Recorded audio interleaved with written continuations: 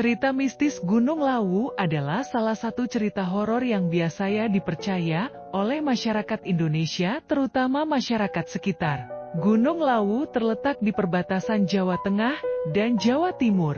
Gunung Lawu memiliki pemandangan yang begitu indah dan bisa dinikmati oleh para pendaki. Gunung Lawu menjadi pilihan gunung pendakian yang sering dikunjungi oleh para pendaki untuk mencapai puncak tertingginya di ketinggian 265 meter di atas permukaan laut. Selain sebagai tempat pendakian, Gunung Lawu dikenal juga memiliki cerita mistis yang menarik untuk disimak. Masyarakat di sekitar Gunung Lawu meyakini bahwa sering terjadi hal-hal mistis di luar batas. Cerita mistis Gunung Lawu dimulai dengan legenda yang cukup terkenal di kalangan masyarakat di kaki Gunung Lawu. Selain pemandangan alam Gunung Lawu yang menakjubkan, masyarakat percaya kalau Gunung Lawu merupakan sebuah kutukan dari Prabu Brawijaya V, Raja terakhir Majapahit. Dilihat dari laman Salsawisata, Gunung Lawu mempunyai 3 puncak, yaitu Hargodalem, Hargodumiling dan Hargodumilah. Ketiga puncak ini dijaga oleh 2 makhluk gaib yang bergelar Dipa Menggala dan Wangsa Menggala. Kisah tentang Gunung Lawu ini diceritakan oleh masyarakat secara turun-menurun.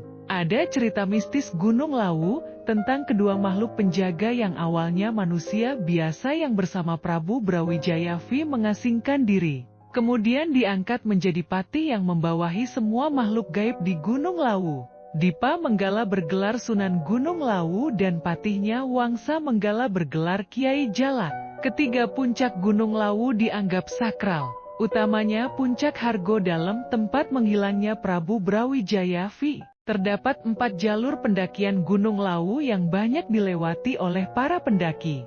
Keempatnya adalah Cemoro Kandang, Candi Ceto, Cemoro Sewu, dan Singolangu. Keempat jalur atau lintasan pendakian memiliki keunikannya masing-masing. Dikutip dari web Kabupaten Magetan, medan pendakian ke Gunung Lawu via Cemoro Kandang tidak terlalu curam dibandingkan Cemoro Sewu dan Candi Ceto, sehingga jalur tersebut lebih ramah bagi pendaki, termasuk pemula. Jalur Singolangu disebutkan sebagai lintasan pendakian Gunung Lawu tertua di antara lainnya. Hal ini karena jalur tersebut diyakini sebagai tapak tilas Prabu Brawijaya V ketika pergi ke gunung itu untuk menghindar dari kejaran pasukan Raden Fatah.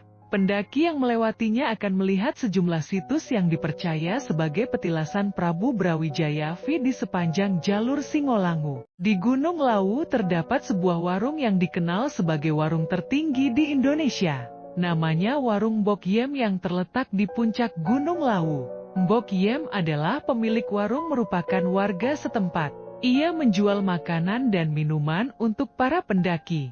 Warung yang didirikannya disebut sebagai penyelamat para pendaki yang kehabisan logistik. Di Gunung Lawu terdapat burung endemik yang bernama jalak lawu.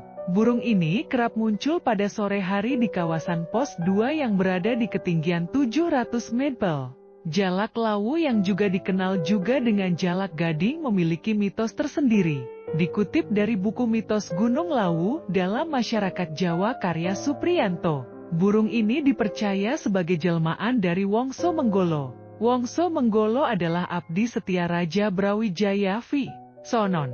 Ia diamanatkan tugas dari rajanya untuk menjaga dan menolong anak keturunan Brawijaya ketika mendaki Gunung Lawu. Di puncak Lawu terdapat 2 tempat sakral, yaitu Gua Inten dan Gua Selarong.